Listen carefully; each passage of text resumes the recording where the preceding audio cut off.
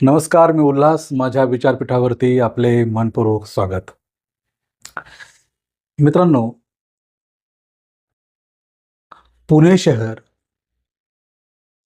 आणि आधुनिक होणारी पुण्याची प्रगती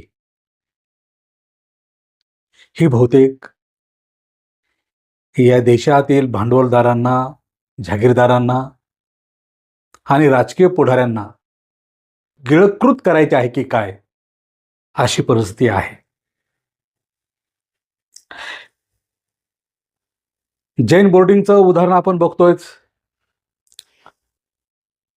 रवींद्र धंगेकर यांनी ते प्रकरण अतिशय जोरदार पद्धतीने लावून धरलं आणि मग कुठंतरी त्याचे संदर्भातले जे काय कानोसे आहेत, जे रंग, रूप, आकार, वेशभूषा, केशभूषा जे आहे, एकंदरीत बाहेर आले.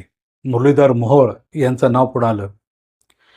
त्यांनी आणि त्यांच्या पार्टनरशिप कंपनीतील बिल्डर गोखले असतील किंवा अन्य अजून इतर असतील, यांची नावे पुढे आली. व्यवहार पण एका झटक्यात, पटकन, फास्ट, एकदम असं अवकाशयानाच्या स्पीडनं एकदम फास्ट व्यवहार पण झाले.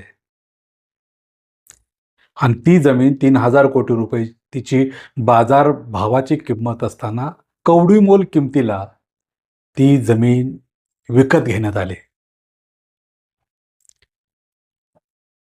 या देशातील आणि या महाराष्ट्रातील राजकीय नेत्यांना हे सुद्धा समजत नाहीये की जी जमीन घेतोय आपण ती एका मंदिराची आहे किंवा विद्यार्थी वसतिगृहाची आहे, लायब्ररी आहे,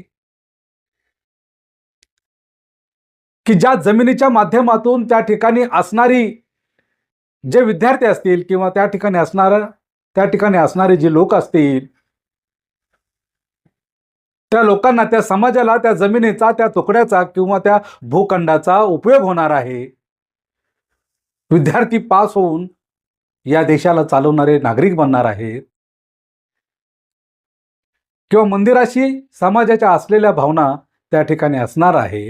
या सगळ्या गोष्टींना बाजूला सारून मला भूखंड मिळाला पाहिजे, मला पैसा मिळाला पाहिजे आणि मला राजकारण आणि राजकीय हस्तकांचं सहकार्य मिळालं पाहिजे, या भूमिकेतून भौतिक सुखाच्या मागे लागून किती दिवस तुम्ही पुण्याच्या जमिनीचे लांडग्यासारखे लचके तोडणार आहात, हा खरा प्रश्न आहे.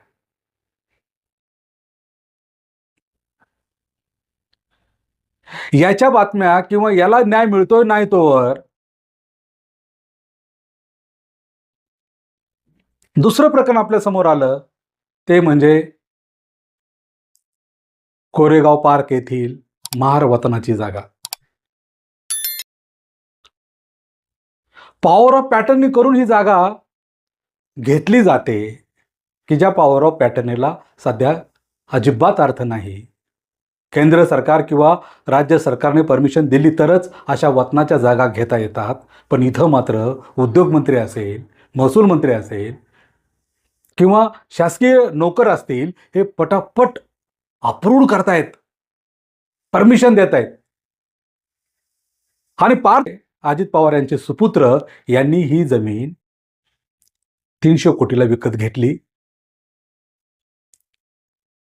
हा पैसा नक्कीच त्यांनी लावला असेल, याबद्दल दुमत नाहीये.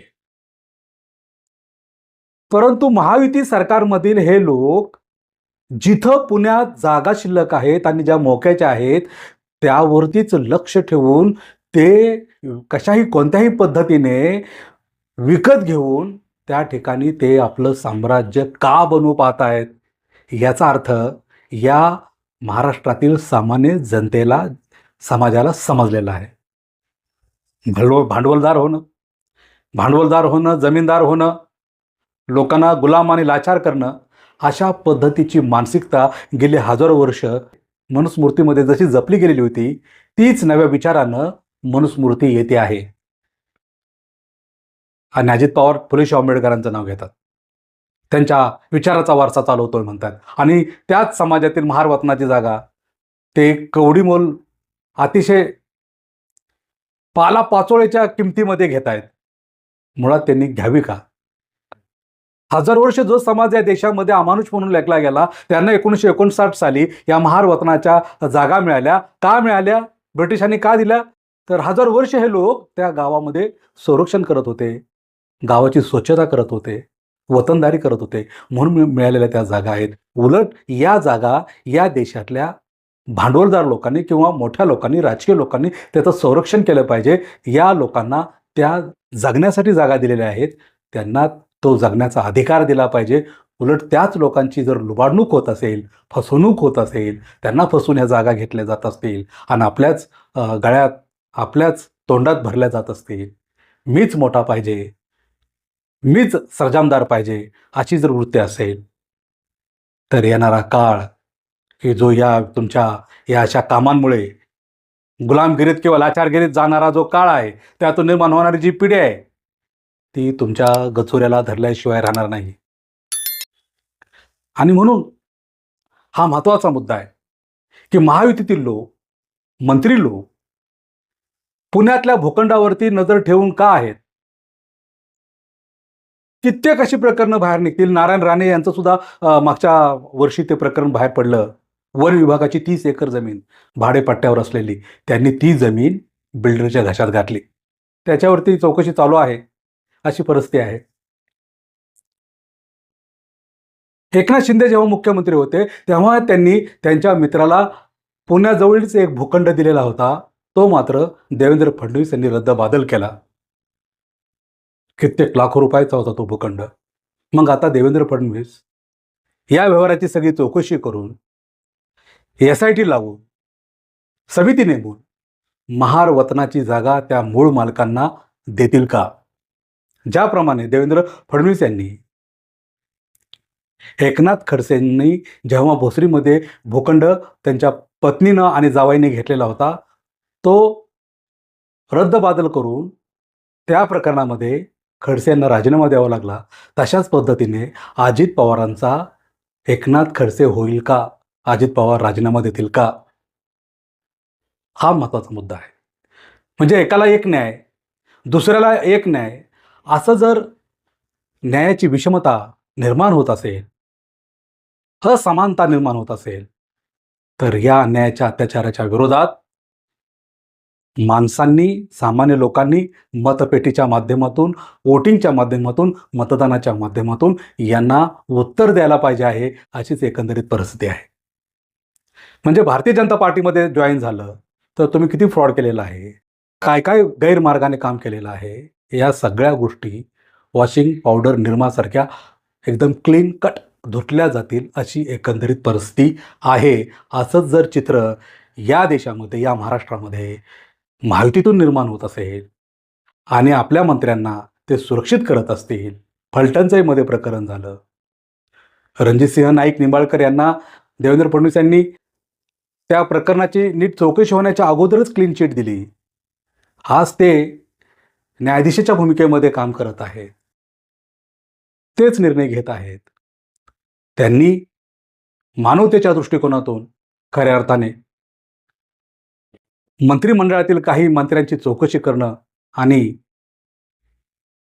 योग्य अशा पद्धतीने प्रशासन निर्माण करणं गरजेचं आहे. आणि हे जे काय दुःशासन चाललेलं आहे याचा नायनाट करून मानवतेच्या दृष्टिकोनातून तुम्हाला महाराष्ट्रातील जनतेनं ज्या चेअरवरती बसवलेलं आहे, राज्य तुम्ही निर्माण केलेलं आहे, शासन निर्माण केलेलं आहे, ते शासन सामान्य लोकांच्या हिताचं, विकासाचं झालं पाहिजे, याच्याकडे खऱ्या अर्थाने लक्ष द्यायला हवं आहे. नाहीतर आता स्थानिक स्वराज्य संस्थेच्या निवडणुकाचं रणशिंग वाजलेलं आहे.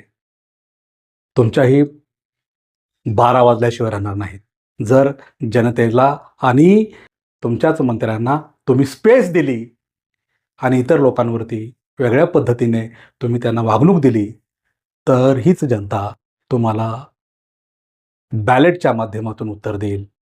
आणि हे बॅलेट कधी बुलेट बनेल हे सांगता सुद्धा येणार नाही. आणि म्हणून येणाऱ्या स्थानिक स्वराज्य संस्थेच्या निवडणुकामध्ये जर हे लोक अन्याय करणाऱ्या किंवा अत्याचार करणाऱ्या लोकांना साथ देत असतील तर यांचं आत्मचिंतन जनतेनंच करायला हवं आहे, अशी एकंदरीत अपेक्षा या ठिकाणी व्यक्त करतो. आणि लवकरात लवकर महार वतनाची जमीन त्या मूळ मालकांना मिळावी, कारण हा मोठा क्राईम आहे. ही एक या ठिकाणी मी सरकार दरबारी अपेक्षा व्यक्त करतो आणि थांबतो. Please keep watching and sharing equality YouTube channel. नमस्कार.